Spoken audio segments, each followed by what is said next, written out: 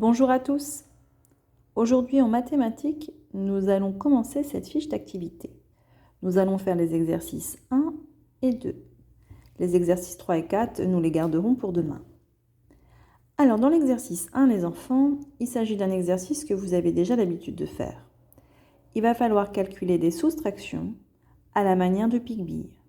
Souvenez-vous, Pigbille, pour soustraire, utilise donc ces petits jetons, ces petits ronds, et pour enlever, pour soustraire, ensuite il barre. Alors faisons le premier ensemble. 9 moins 1. Donc on a bien reconnu le signe moins de la soustraction. Donc il va falloir retirer. 9 moins 1. Donc ici, on a bien 9 jetons. Il va falloir, comme Pigbille, en enlever 1. Donc en barrer 1. Donc, je vais barrer ici le dernier jeton. Et pour trouver le résultat, je vais donc regarder combien il m'en reste. 9 moins 1, c'est égal à 8. Le suivant, 7 moins 6. Donc, on a cette fois-ci les 7 jetons de départ. Et il va falloir en retirer 6, puisque nous avons moins 6. Comme il y en a beaucoup, on va plutôt enlever les premiers jetons. Un paquet de 5 et 1. On a bien barré 6 jetons. Paquet de 5 plus 1. Si on regarde bien, 7 moins 6, il nous reste donc 1 jeton. Donc 7 moins 6, c'est égal à 1. Voilà les enfants, je vous laisse continuer de calculer ces soustractions et je vous explique maintenant l'exercice suivant, donc l'exercice 2. Donc ici les enfants, nous avons ici un quadrillage.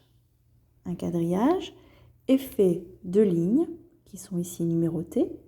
Ligne 1, 2, 3, 4, 5. Donc il y a ici 5 lignes dans ce quadrillage.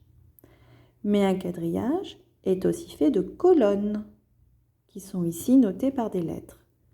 Colonne A, colonne B, C, D, E. Dans ce quadrillage, nous avons mis dans les cases, dans certaines cases, des petits symboles. Regardez bien, nous avons mis dans ce quadrillage le symbole du triangle, du losange, du rond, de l'étoile et de la croix. Il va falloir maintenant bien repérer sur le quadrillage où se trouve chacun de ces symboles et indiquer le nom de la case correspondante. Alors, faisons le premier ensemble. Donc, le triangle. Donc, on observe, on le retrouve premièrement. Donc, il est bien ici, le triangle. Il va falloir d'abord retrouver la colonne, donc la lettre correspondante. Donc, je vais maintenant prendre mon doigt et je vais remonter la colonne jusqu'à la lettre. Et regardez bien, le triangle se trouve dans la colonne D. Donc, j'ai écrit ici D. C'est le nom de la colonne. Maintenant, il va falloir écrire le chiffre correspondant à la ligne. Donc, pour la ligne, je vais continuer ici à l'horizontale. Je vais suivre et je vais regarder.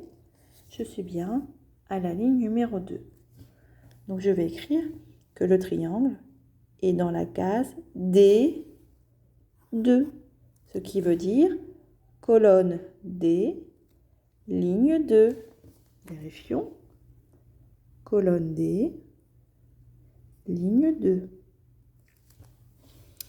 Faisons le suivant ensemble.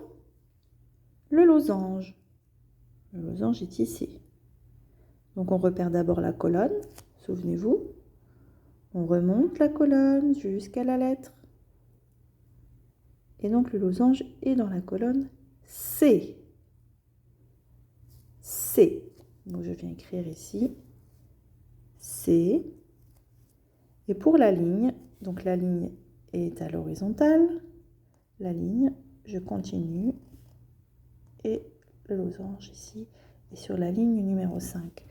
Donc on écrit que la case correspondante, c'est la case C5. Voilà les enfants. Je vous laisse maintenant repérer les autres symboles et indiquer les cases correspondantes. Voilà, bon courage!